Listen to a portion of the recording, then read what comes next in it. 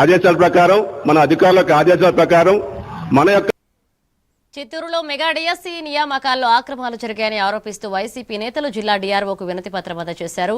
ZP chairman Srinivasulu, MLC Bharat, మాజీ MP Reddappa, మాజీ ఎమ్మెల్యేలు పాల్గొన్నారు.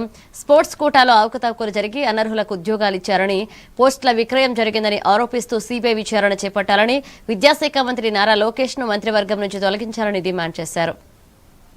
డిఎస్సీగా మార్చేసినటువంటి తరుణంలో ఈరోజు మా పార్టీ అధినేత మాజీ ముఖ్యమంత్రి వైఎస్ జగన్మోహన్ రెడ్డి గారి నేతృత్వంలో జరిగినటువంటి అన్యాయాన్ని ప్రజలకు అర్థమయ్యే విధంగా తెలియజేస్తూ ఎంతోమంది క్షోభకు గురైనటువంటి డిఎస్సీ క్యాండిడేట్స్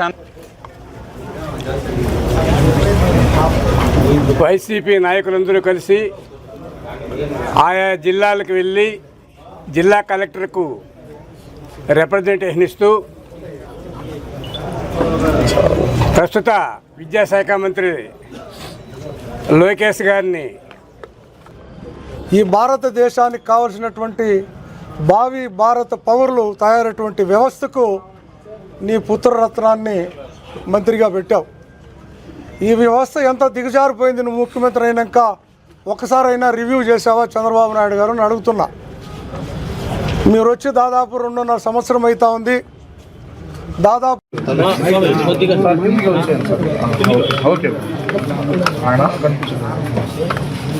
మెగా డిఎస్సి అన్నది జాగ్రత్తగా రూపొందించినటువంటి కుంభకోణంగా గుర్తించినటువంటిది.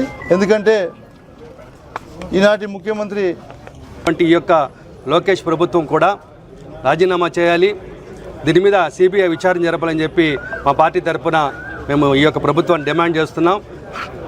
ప్రభుత్వం దిగొచ్చే వరకు కూడా ఇంకా అనేక రకాలైనటువంటి మరి కార్యక్రమాలని మేము రూపొందిస్తున్నాం. ఖచ్చితంగా దీని మీద ఎవరైతే అభ్యర్థులు ఉద్యోగాలు కోల్పోయారో వారికి న్యాయం జరిగే వరకు కూడా